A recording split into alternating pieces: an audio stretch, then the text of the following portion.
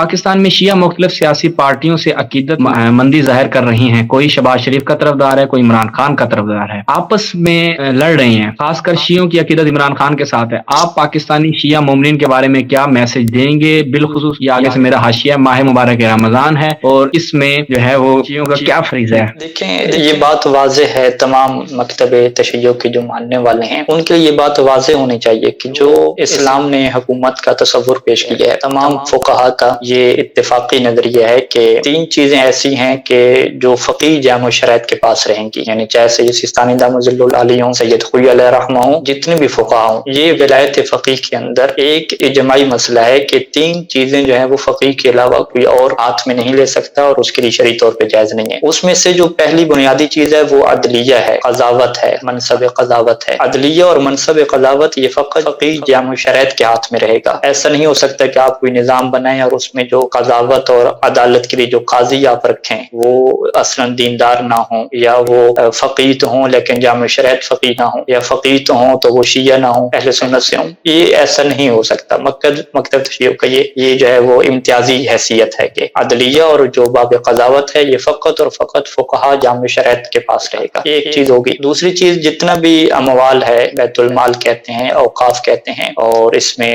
زکوٰۃ بھی آ جاتی ہے، سہم امام بھی آ جاتا ہے، انفال آ جاتے ہیں، زمینیں آ جاتی ہیں دیگر، اور اوقاف عام آ جاتے ہیں، ان کی جو سرپرستی ہے وہ بھی فقیہ جامع شرائط کے ہاتھ میں رہے گی۔ دو چیزیں ہوگی۔ تیسرا چیز جو ہے وہ مقام افتاء ہے، لوگوں کو رہنمائی کرنا دین کی طرف اور لوگوں کو شرعی ذمہ داریوں سے آگاہ کرنا، ان کو فتویٰ دینا، یہ ذمہ داری جو ہے فقیہ کے پاس آتی ہے۔ یہ تین چیزیں جس نظام میں فقیہ کے پاس ہوں اور فقیہ اس کے اوپر رہنمائی کر رہا ہو تو پھر یہ افراد کو اختیار مل جاتا ہے کہ اب وہ جو ہے وہ اپنے امور منظم کریں کہ کس طرح سے ان لوگوں نے جو ہے وہ سڑکیں بنانی ہیں، روڈ بنانے ہیں، ادارے قائم کرنے ہیں، نظام چلانے ہیں، لیکن ان تین مرکزی چیزوں کو وہ نہیں چھیڑ سکتے۔ ٹھیک ہو گیا، واضح ہو گیا۔ اب یہاں پہ جو ہمارے یہاں پاکستان میں جو بھی نظام ہے، یہ یقیناً نظام جو ہے وہ اسلامی نظام نہیں ہے، یہ نظام ولایت فقیہ نہیں ہے، ولایت فقیہ نہ ہی خاصہ کا نظام ہے نہ ہی عامہ کا نظام ہے۔ تو اگر کوئی اس میں شریک ہو رہا ہے تو وہ فقہا کے ان فتاوی کی وجہ سے اور ان روایات کی وجہ سے کہ ہم مجبوری کے طور پہ عنوان ثانوی کے طور پہ شریک ہو رہے ہیں کہ ابھی فی الحال ہمارے پاس کوئی دوسرا آپشن نہیں ہے۔ ہمارے پاس آپشن کیا ہے کہ ان لوگوں کے ساتھ ہم نے چلنا ہے اور امت کے حقوق کا،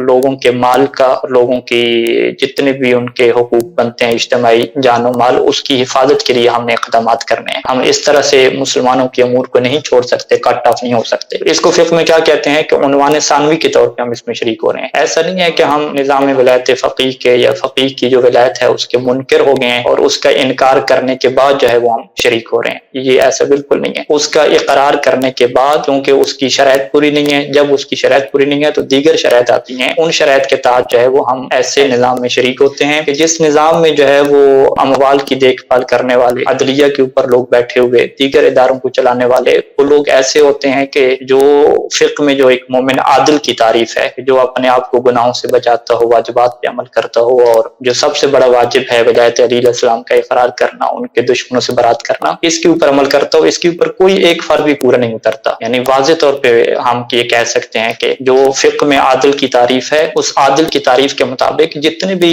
موجود ہیں سیاسی جماعتوں کے لیڈر، وہ اس تعریف کے اوپر پورا نہیں اترتے۔ عوام جو ہے اس بات کو جان لے کہ یہ لوگ عادل نہیں ہیں، فقہی طور پہ عادل نہیں ہیں۔ جس کے مقابلے میں کیا ہوتا ہے، فاسق ہوتا ہے کہ اگر یہ لوگ گواہی دیں چاند کے متعلق، کیوں گواہی نہ تو ان کی گواہیاں بھی قبول نہیں ہیں۔ اس طریقے سے جو ہے فسق اور فاسق کی منزل پہ یہ لوگ پہنچے ہوئے ہیں۔ یہ یہاں تک اگر بات واضح ہے تو اب ہم مزید آگے چلتے ہیں۔ اب یہاں پہ جو ہے وہ مومنین کے اندر جو ہے وہ یہ چیز واضح ہوتی ہے کہ جب بھی لوگوں کے حقوق کا اور وطن کے دفاع کا مسئلہ آتا ہے تو اس میں جو طریقہ کار میں ہے وہ فرق ہوتا ہے۔ کوئی کہتا ہے کہ ہم لوگ جو ہے وہ صحیح طریقے سے دفاع کر سکتے ہیں، کوئی کہتا ہے کہ ہم تم لوگ کر سکتے ہو، کوئی کہتا ہے کہ فلاں پارٹی کر سکتی ہے اور فلاں پارٹی نہیں کر سکتی۔ تو اس طرح سے جو ہے وہ سیاسی اختلاف ہو سکتا ہے، لیکن اس سیاسی اختلاف کی بنیاد پہ یہ کہنا کہ تم جو ہے وہ وطن کے غدار ہو، تم جو ہے وہ چور ہو اور ہم ہی فقط جو ہے وہ محب الوطن ہے، اور ادھر سے جو ہے وہ اس کے الٹ بات کرنا، تم لوگ جو ہے وہ وطن کے بیڑا غرق کر رہے ہو اور ہم اس کی حفاظت کرنے والے ہیں، اس طرح کے ایک دوسرے کو الزامات دینا شروع کر دینا اور تفرقہ کو ایجاد کرنا آپس میں، اسلام نے اصلاً اس کی کہیں پر بھی اجازت نہیں دی۔ اور خصوصاً اگر ایک قدم آگے بڑھے ہم، یعنی میں خود آپ کو اپنی بات بتاؤں کہ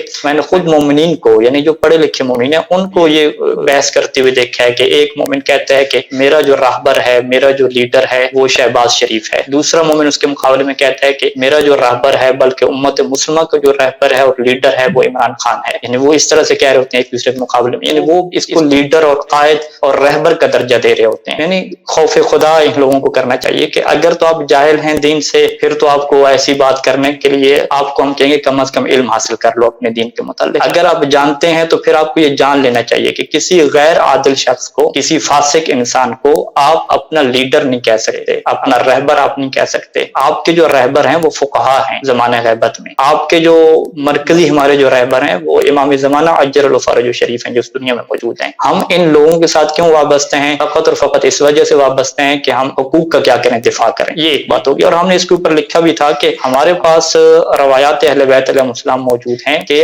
फासिक लोगों के दिल में मोहब्बत पैदा कर लेना। देखें, दो चीजें हमारे पास। एक दफा है कि हमने जो फासिक लोग हैं, जो आदिल लोग नहीं हैं फ़िक़ही एतबार से, उनके साथ मुआमलात की बात है। हम उनके साथ मुआमला करेंगे, रहन सहन रखेंगे, उनके हुकूक का ख्याल रखेंगे, उनके साथ अच्छा सलूक करेंगे, उनके अमीन बनेंगे, अमानतें उनको वापस करेंगे, देखभाल उनकी करेंगे। इस चीज का हुक्म है। लेकिन इसके बावजूद उन लोगों की मोहब्बत दिल में पैदा कर लेना, ये इस चीज की असरन जो है वो इजाजत नहीं है। यानी इंसान बात का ये समझता है कि शायद जो है वो नफरत और जो मोहब्बत में हम जो है वो आजाद हैं, हम किसी से भी मोहब्बत कर सकते हैं। नहीं, ऐसा नहीं है। इस्लाम ने जो है वो इस चीज को मना फरमाया। इमाम अलैहिस्सलाम फरमाते थे कि तुम्हारी मोहब्बत का जो मेयार है वो दीन होना चाहिए। दीन की खातिर तुम्हारी मोहब्बत हो और दीन की ही खातिर जो है वो तुम्हारी नफरत हो। तुम्हारी मोहब्बत का मेयार जो है वो अल्लाह होना चाहिए, तुम्हारी नफरत का मेयार भी अल्लाह होना चाहिए। और ये मिनाजुस सालिहीन में सैयद सिस्तानी दामुज़िल्लुल आली ने किताब अल अम्र बिल मारूफ व नही अनिल मुनकर में ये लिखा है कि जो लोग फासिक हैं, जो लोग आदिल नहीं हैं, उनसे जो है वो अच्छे तरीके से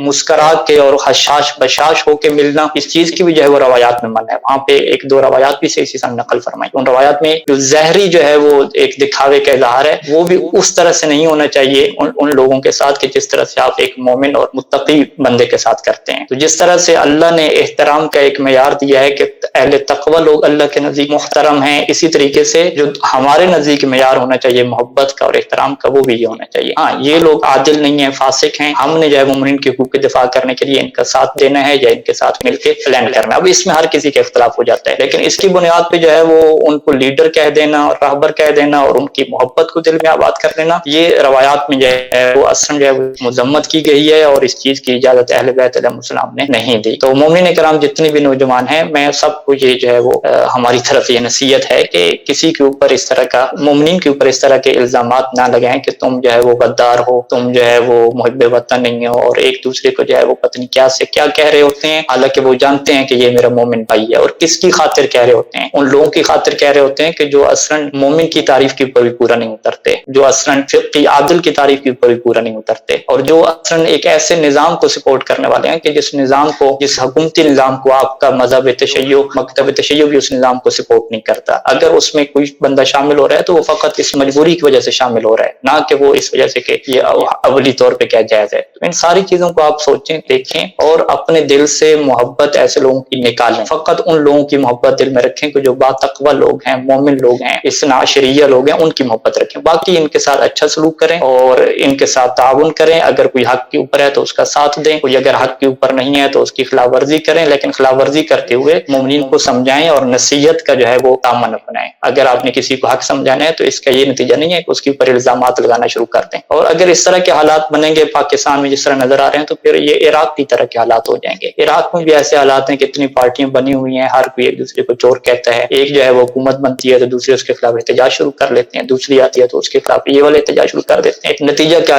निकलता है इसका कि जो है वो तबाही हो जाती है। बहरहाल हम यही कह सकते हैं, मोमिन को समझा सकते हैं, लेकिन बाज़ का ऐसा लगता है कि कोई जुमला कहने का आपका असर नहीं होता, क्योंकि लोग इश्क और मोहब्बत की उस मंजिल पे जा पहुंचे हैं कि अब जो है वो आप कुछ भी कहेंगे तो उन्हें उसका कोई असर नहीं होता। तो हम उनके सामने रवायात अहले बैत अलैहिमुस्सलाम पढ़ सकते हैं, कुरान की आयात पढ़ सकते हैं। तो इंशाल्लाह अभी आपने सवाल कर दिया तो मैं रवायात और आयात लेकर नहीं आया था। इंशाल्लाह कल के प्रोग्राम में मुझे आप याद दिलाइएगा तो इस मौजूद के ऊपर रवायात और आयात जो है वो मोमिन की खिदमत में पेश करेंगे कि अहले बैत अलैहिमुस्सलाम ने मोहब्बत और नफरत के क्या मेयार दिए हैं कि किससे आपने मोहब्बत करनी है और किससे आपने मोहब्बत नहीं करनी। तो वो रवायात अहले बैत अलैहिमुस्सलाम की मोमिन के सामने पेश करेंगे। उम्मीद है कि अपने इमामों की और अहले बैत अलैहिमुस्सलाम की जो रवायात हैं और फरामीन हैं वो सुन के जो है वो शायद उनके अंदर कोई तब्दीली वाक़या हो जाए। अल्लाह से दुआ है कि खुदा मिल्लत तशय्यो के नौजवानों को मकतब अहले बैत के मुताबिक और अहले बैत में मोहम्मद वाले मोहम्मद की तालीमात के मुताबिक चलने की तौफीक नसीब फरमाए।